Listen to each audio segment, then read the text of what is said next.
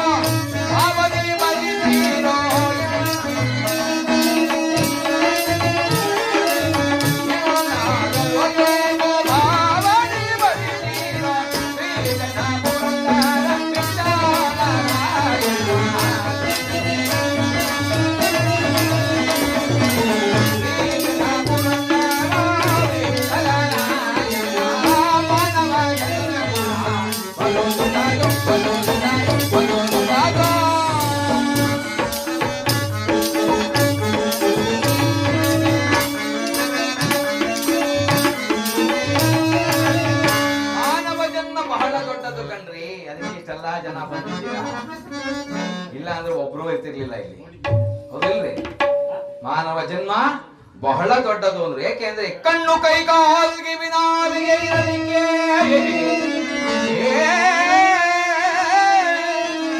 ಕಣ್ಣು ಕೈ ಕಾಲ್ಗೆ ನಾಲಿಗೆ ಇರಲಿಕ್ಕೆ, ಮಣ್ಣು ಮುಕ್ಕಿ ನೀವು ಉಚ್ಚರ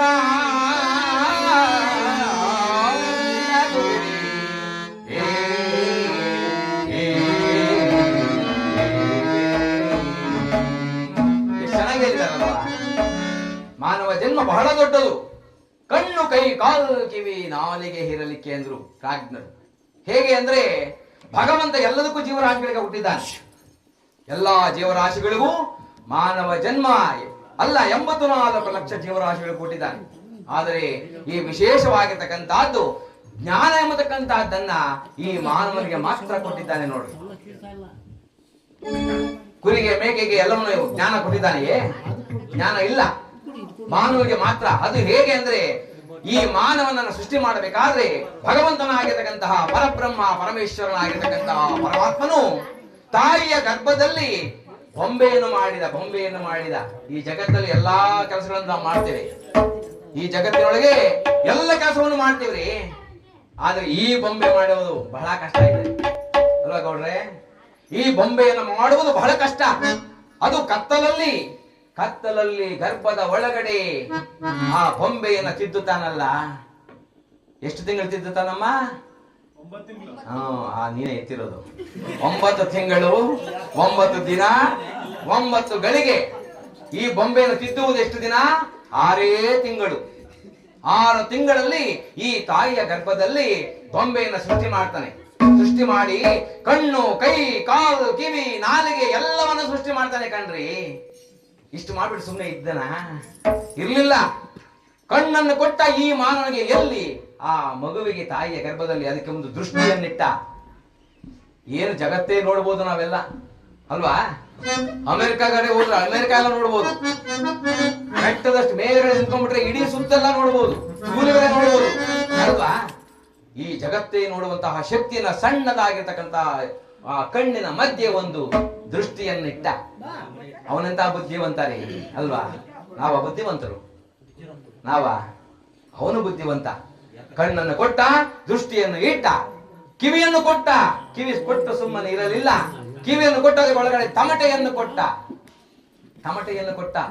ಎಷ್ಟು ಶಬ್ದ ಸೌಂಡ್ ಎಷ್ಟು ಕೊಟ್ರು ಎಷ್ಟಾದ್ರೂ ಗ್ರಹಿಸ್ತದೆ ತಮಟೆ ಒಳಗಡೆ ಒಂದು ಇಟ್ಟ. ಎಷ್ಟು ಸೂಕ್ಷ್ಮವಾಗಿ ಇಟ್ಟಿದ್ದಾನಂದ್ರೆ ನಾವೇನಾದ್ರೂ ಕಡ್ಡಿಯಲ್ಲಿ ಅಲ್ಲಾಡ್ಸಕ್ ಹೋದ್ರೆ ಹೊಟ್ಟೋಗುತ್ತೆ ಕಿವಿ ಅಲ್ವಾ? ಅಂತಹ ಕಿವಿಯನ್ನು ಕೊಟ್ಟ, ಕೇಳಿಸುವಂತಹ ಶಬ್ದ ಗ್ರಹಿಸುವಂತಹ ಈ ಕಿವಿಯೊಳಗಡೆ ಒಂದು ತಮಟೆಯನ್ನಿಟ್ಟ. ಮೂಗನ್ನು ಕೊಟ್ಟ, ಒಳ್ಳೆಗಳನ್ನು ಇಟ್ಟ. ಆ ಒಳ್ಳೆಗಳಲ್ಲಿ 2 ವಾಸನೆಯನ್ನ, ಸುಗಂಧವನ್ನು ದುರ್ಗಂಧವನ್ನು ಸೇವೆ ಮಾಡುವಂತಹ, ಸ್ವೀಕರಿಸುವಂತಹ, ಅದನ್ನು ಸ್ಪರ್ಶಿಸುವಂತಹ ಈ ಮರ್ಮವನ್ನಿಟ್ಟ. ಈ ಒಳ್ಳೆಗಳಲ್ಲಿ ಇಲ್ಲಿ ಗೊತ್ತಾಗುತ್ತಾ ವಾಸನೆ? ಇಲ್ಲಿ ಗೊತ್ತಾಗುತ್ತಾ ವಾಸನೆ? ಇಲ್ಲೇನಾದ್ರು ಗೊತ್ತಾಗುತ್ತಾ ವಾಸನೆ? ಗೊತ್ತಾಗೋದಿಲ್ಲ ಅಲ್ವಾ? ಇಲ್ರಿ, ಗೊತ್ತಾಗುವುದು ಇಲ್ಲೇ. ಮೂಗಿನ ಒಳಗಡೆ ಅದನ್ನೇನಾದ್ರೂ ನಾವು ತಯಾರು ಮಾಡ್ಲಿಕ್ಕೆ ಆಯ್ಕೆ? ಭಗವಂತನಾಗಿರ್ತಕ್ಕಂಥ ಪರಮಾತ್ಮನು 2 ಹೊಳ್ಳೆಗಳನ್ನಿಟ್ಟ, ಅದಕ್ಕೆ ವಾಸನೆಯನ್ನು ಕಂಡುಹಿಡಿಯುವಂತಹ ಶಕ್ತಿಯನ್ನು ಕೊಟ್ಟ. ನಾಲಿಗೆಯನ್ನಿಟ್ಟ, ನಾಲಿಗೆ ಇಟ್ಟು ಸುಮ್ಮನೆ ಇರ್ಲಿಲ್ಲ, ಬರೀ ನಾಲಿಗೆ ಇಟ್ಬಿಟ್ರೆ ಅಷ್ಟೇ. ಆದ್ರೆ ನಾಲಿಗೆ ಒಂದು ಕಿರುನಾಲಿಗೆಯನ್ನಿಟ್ಟ. ಕಿರುನಾಲಿಗೆ ಇದೆಯಾ ಎಲ್ಲರೂ? ಕಿರುನಾಲಿಗೆಯನ್ನಿಟ್ಟ. ಇಲ್ಲಾಂದ್ರೆ ನಾವು ಮಾತನಾಡಕ್ ಆಗೋದಿಲ್ಲ ರೀ, ನಾವು ಮಾತನಾಡಕ್ ಆಗೋದಿಲ್ಲ. ಕಿರುನಾಲಿಗೆಯನ್ನಿಟ್ಟ, ಏನ್ ಬೇಕಾದ್ರೂ ಮಾತನಾಡುತ್ತೆ. ಅದಕ್ಕೆ ಯಮಿಕೆ ಇಲ್ಲದೆ ಮಾಡಿದ, ಮೂಳೆ ಇಲ್ಲದಂತೆ ಮಾಡಿದ ನಾಲಿಗೆಗೆ ಬೇಕಾದಷ್ಟು ಮಾತನಾಡ್ತದೆ. ಏನು ಬೇಕಾದ್ರೆ ಒಳ್ಳೇದು ಮಾತನಾಡ್ತದೆ, ಎಲ್ಲ ಒಳ್ಳೇದೇ ಮಾತಾಡೋದು. ಇವರು ಒಳ್ಳೇದೇ ಮಾತನಾಡ್ತಾರೆ ಒಳ್ಳೇದೇ ಮಾತಾಡೋದು ಅಲ್ವಾ? ಒಳ್ಳೇದು ಮಾತನಾಡ್ಬೋದು, ಕೆಟ್ಟದ್ದು ಮಾತನಾಡುವ ಅಂತಹ ನಾಲಿಗೆಯಲ್ಲಿ ಮಾತನಾಡುವಂತಹ ಶಕ್ತಿಯನ್ನು ಕೊಟ್ಟ. ರುಚಿಯನ್ನು ನೋಡುವ ಶಕ್ತಿ ಕಣ್ಣಲ್ಲಿ ಕೊಟ್ನೆ, ಕಿವಿಯಲ್ಲಿ ಕೊಟ್ನೆ, ಮೂಗಲ್ಲಿ ಕೊಟ್ನೆ. ರುಚಿಯನ್ನು ನೋಡುವ ಶಕ್ತಿ ಈ ನಾಲಿಗೆಯ ಪಕ್ಕದಲ್ಲಿಟ್ಟ. ನೆಟ್ಟಗೆ ಇಲ್ಲಿಟ್ಟು ಇರ್ಲಿಲ್ಲ, ಮಧ್ಯದಲ್ಲಿ ಇರ್ಲಿಲ್ಲ, ಸೈಡಲ್ಲಿ ಇಟ್ಟ. ರುಚಿಯನ್ನು ಕಾಣುವಂತಹ ಶಕ್ತಿ ನಾಲಿಗೆಯ ಪಕ್ಕಗಳಲ್ಲಿಟ್ಟ. ಗ್ರೈಂಡರ್ ಇಟ್ಟ. ಅವರೆಕಾಳು ಕುಟ್ಟಬೇಕಾದ್ರೆ ಒಂದು ಕಲ್ಲು ಬೇಕು, ಅದರಲ್ಲಿ ಬಾಯೊಳಗೆ ಹಾಕೊಂಡ್ರೆ ಕಟುಮ್ ಅಂತ ಹೊರಟೋಗುತ್ತೆ, ನುಣ್ಣಗೆ ಮಾಡಾಕ್ತಾರೆ ಅಲ್ವಾ? ಅಂತಹ ಗ್ರೈಂಡರ್ ಇಟ್ಟ. ಅದು ಎಷ್ಟಲ್ಲುಗಳು ಅದಕ್ಕೆ? 32. ಕಂಡಿಡಿದವನಪ್ಪ ಹುಡುಗ, ಹುಷಾರು. 32 ಹಲ್ಲುಗಳನ್ನ ಇಟ್ಟ. ಅದು ಗ್ರೈಂಡ್ ಮಾಡ್ತಾ ಇರ್ತದೆ. ಗ್ರೈಂಡ್ ಮಾಡುವಾಗ ಏನಾದ್ರು ನಾಲಿಗೆ ಅದಕ್ಕೆ ತಗಲುತ್ತೇರಣ? ಎಂತದ್ ಬೇಕಾದ್ರೂ ನೋಡಾಗ್ತದೆ. ಅದು ಇದು ಎಲ್ಲ ಅಗಿಯುವಂತಹ ಶಕ್ತಿಯನ್ನು ಕೊಟ್ಟ. ಎಷ್ಟು ಬುದ್ಧಿವಂತ ರೀ ಅವನು ಭಗವಂತ, ಎಷ್ಟು ಬುದ್ಧಿವಂತ. ನಾವು ಬುದ್ಧಿವಂತರು, ಭಗವಂತ ಅವನು ಬುದ್ಧಿವಂತ. ಇಷ್ಟೊಳಗಡೆ ಇಷ್ಟೊಂದು ಇಟ್ಟ. ಎಷ್ಟೊಳಗೆ? ಈ ತಲೆಯೊಳಗಡೆ, ಈ ಶಿರ ಎಂಬತಕ್ಕಂಥದ್ರೊಳಗೆ ಇಷ್ಟೊಂದು ಮರ್ಮಗಳನ್ನ ಇಟ್ಟ. ಇಷ್ಟು ಕೊಟ್ಟು ಜ್ಞಾನ ಎಂಬತಕ್ಕಂಥದ್ದು ಇದ್ರೊಳಗೆ ಇಟ್ಟ. ಮೆದುಳನ್ನು ಕೊಟ್ಟ, ಸುಮ್ಮನೆ ಇರಲಿಲ್ಲ. ಜ್ಞಾನ ಎಂಬತಕ್ಕಂಥ ಗ್ರಹಿಸುವಂತಹ ನರಗಳ ಮೆದುಳನ್ನು ಇಟ್ಟ. ಅದಿಲ್ಲ ಅಂದ್ರೆ ಅಷ್ಟೇ ಅಲ್ವಾ? ಮೆದುಳನ್ನು ಇಟ್ಟ, ಅದಕ್ಕೆ ಜ್ಞಾನ ಎಂಬತಕ್ಕಂಥದ್ದನ್ನು ಇಟ್ಟ. ಕೈಗಳನ್ನು ಕೊಟ್ಟ. ಕೈಗಳು ಕೊಟ್ಬಿಟ್ಟು ಸುಮ್ಮನೆ ಇರಲಿಲ್ಲ. 5 ಬೆರಳುಗಳು, ಇದಕ್ಕೆ 5 ಬೆರಳುಗಳು ಕೊಟ್ಟ. 5 ಬೆರಳುಗಳು ಒಂದೊಂದು ರೀತಿ ಒಂದೊಂದು ತರ ಇದೆ. ಅದು ಇಲ್ಲೋ, ಒಂದು ಉದ್ದ, ಒಂದು ಕಡಿಮೆ, ಹೌದಲ್ಲಣ್ಣ? ಆದ್ರೆ ಹತ್ತಿರಕ್ಕೆ ಸೇರಿಸಿದರೆ ಒಂದೇ ಹತ್ತಿರಕ್ಕೆ ಬರುವಂತಹದ್ದು ಇಟ್ಟ. ಏಕೆ? ತಿನ್ನಬೇಕಲ್ಲ, ಊಟ ತಿನ್ನಬೇಕಾದ್ರೆ, ಎಲ್ಲ ಕೆಲಸಗಳನ್ನು ಮಾಡಬೇಕಾದ್ರೂ ಈ ಕೈ ಒಂದತ್ತಿಗೆ ಜೋಡಿಸಿದರೆ ಮಾತ್ರ ಮುಷ್ಟಿ ಆಗೋದು. ಇಲ್ಲ ಅಂದ್ರೆ ಮುಷ್ಟಿ ಆಗಲ್ಲ. ನೋಡಿ ಎಷ್ಟು ಚತುರ ಅವನು. ಕೆಲಸ ಬಾರದೆ ಇಟ್ಬಿಟ್ನಾ ಇವೆಲ್ಲ ಒಂದು ಹೆಚ್ಚು ಕಮ್ಮಿ, ಈಗ ಇಟ್ರೆ ಒಂದೇ ಹತ್ತಿರಕ್ಕೆ ಬರ್ತದೆ, ಹೌದಾ ಇಲ್ಲ? ಅಂತಹ ಶಕ್ತಿಯನ್ನು ಕೊಟ್ಟ, ಇದಕ್ಕೆ ಬಲವನ್ನು ಕೊಟ್ಟ, ನರಗಳನ್ನು ಇಟ್ಟ. 72,000 ನರಗಳನ್ನು ಇಟ್ಟ ನೋಡ್ರಿ ಇವನಿಗೆ. ಈ ಮಾನವನಿಗೆ 72,000 ನರಗಳನ್ನಿಟ್ಟ. 69 ಕೀಲುಗಳನ್ನಿಟ್ಟ. ಡಾಕ್ಟರ್ಗಳೇನ್ ಮಾಡಿ ಓದಿ ಅವ್ರನ್ನ ಕೇಳ್ರಿ, ಡಾಕ್ಟರ್ಗಳನ್ನ ಕೇಳ್ರಿ, ಎಷ್ಟು ಮೂಳೆಗಳನ್ನ ಕೇಳ್ಬಿಡ್ರಿ. ಮೂಳೆಗಳಂತ ಹೇಳ್ತೀವಿ ಅಷ್ಟೇ, ಅದು ಹಿಂಗಿರ್ತದೆ ಹಂಗಿರ್ತದೆ ಅಂತ ಹೇಳ್ತಾರೆ. ಆದ್ರೆ 69,000 ಮೂಳೆಗಳನ್ನ ಹೇಳಕ್ ಆಗೋದೇ ಇಲ್ಲ. 72,000 ನರಗಳನ್ನ ಹೇಳಕ್ ಆಗೋದೇ ಇಲ್ಲ. ಕಣ್ಣನ್ನಿಟ್ಟ. ಆ ದೃಷ್ಟಿ ಕೊಡೋ ಶಕ್ತಿ ಅವ್ರು ಕೊಡಕ್ ಆಗೋದಿಲ್ಲ ಡಾಕ್ಟರ್.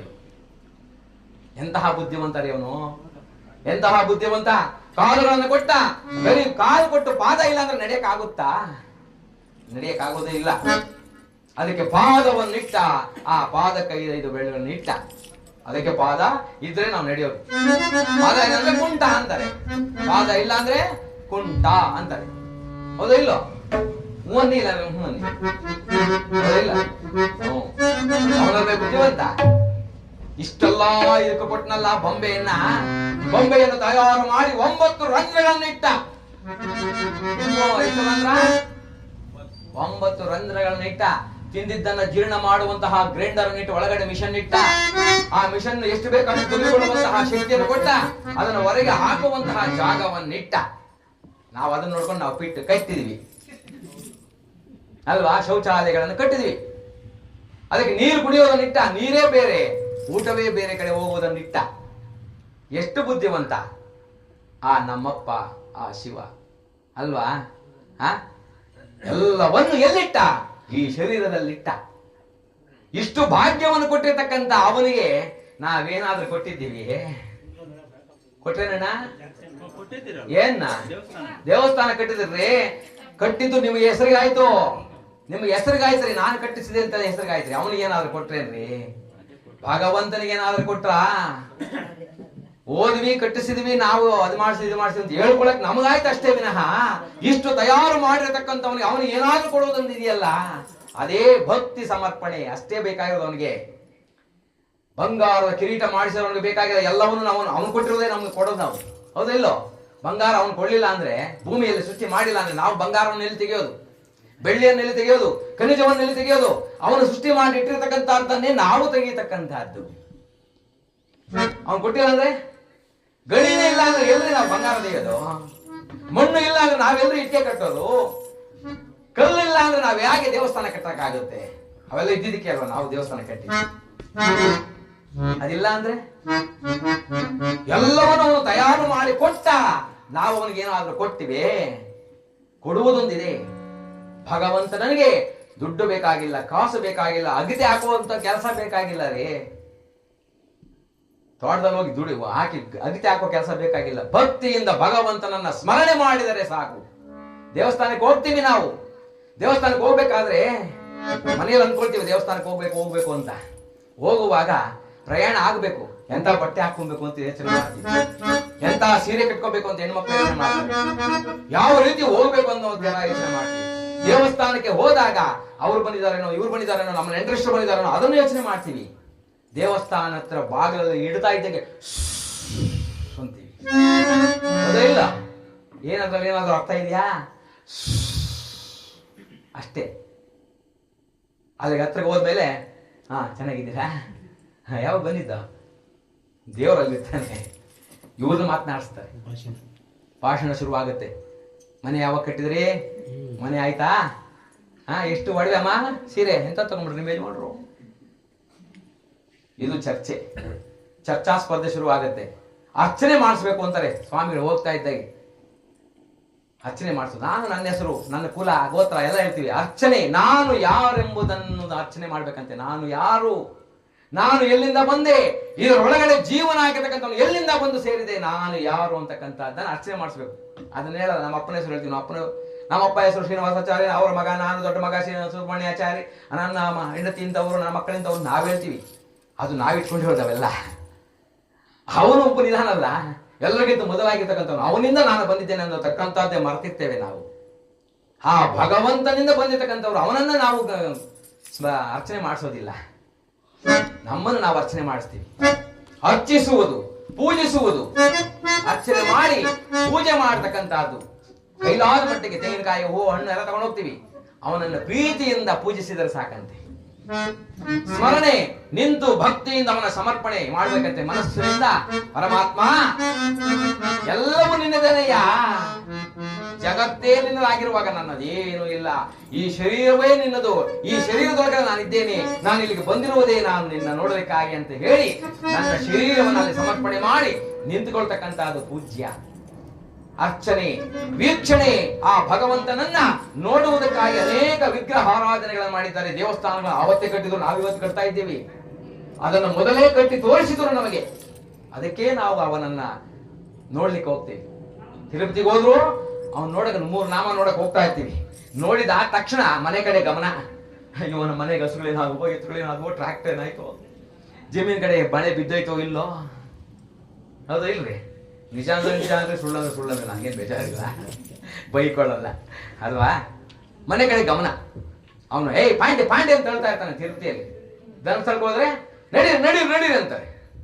ಹೌದಿಲ್ಲ? ತಿರುಗ್ತಾ ಇದ್ದಂಗೆ ಮನೆ ಕಡೆ ಗಮನ. ಇನ್ನೆಲ್ಲಿ ನಾವು ಆತನಿಗೆ ಸಮರ್ಪಣೆ ಮಾಡೋದು?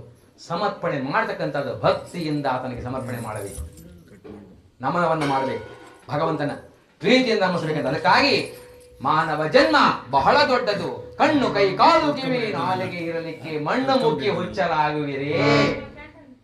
ಇವೆಲ್ಲ ಇದ್ದುಕೊಂಡು ಮಣ್ಣು ಮುಕ್ಕಿ ಹುಚ್ಚರಾಗುವಿರೇ. ಉಪವಾಸ ಇರುವಿರಲ್ಲ, ನನ್ನನ್ನು ನೆನೆಯದೆ ಉಪವಾಸ ಇರುವಿರಲ್ಲ ಅಂತ ಹೇಳ್ತಾರೆ. ವಯಸ್ಸಾದ ಮೇಲೆ ಕೈ ಕಾಲು ನಿಂತು ಹೋಗ್ತವೆ. ದಂತ ಪಟುತ್ವಮ ಲೂಢ ಕಮನಪೆ, ತಲವೆಂಟ್ರ ಕಲುಮು ನರೆಯ ಕಮನಪೆ, ದಂತ ಕವಾಟಮ ವಂಗ ಕಮನಪೆ, ಗೋವಿಂದಾಯನವೇ ಕೃಷ್ಣಾಯನವೇ ಅಂತೇಳಿ ತಾತೇನವರು ಹೇಳ್ತಾರೆ. ಅಲ್ವಾ? ಪೆನ್ನು ಮೂಳೆ ಬೊಗ್ತಂದ್ರೆ ಅಯ್ಯೋ ಅಯ್ಯೋ ಅಂತೀವಿ, ಅಮ್ಮ ಅಯ್ಯೋ ಅಂತೀವಿ.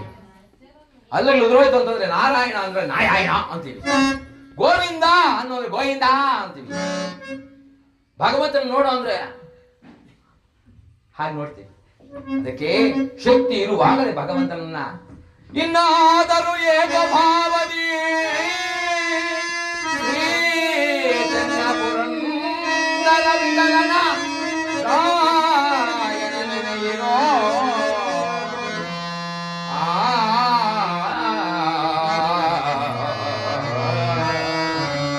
ಕಾಲನ ದೂತರು ಕಾಲನ ದೂತರು ಬಿಡಿದಳವಾಗ ಕಾಡು ದಾಡು ಎಂದರೆ ಕಾಡುವನೇ ಕಾಡುವನೇ ಆಯಮನು ಕಾಡುವನೇ ಆಯಮನು. ಧನ ಧಾನ್ಯ ಪುತ್ರರು ಕಾಯುವರೆ, ಧನ ಧಾನ್ಯ ಪುತ್ರರು ಕಾಯುವರೆ ಈ ಜಗದೊಳಗೆ, ಈ ಜಗದೊಳಗೆ.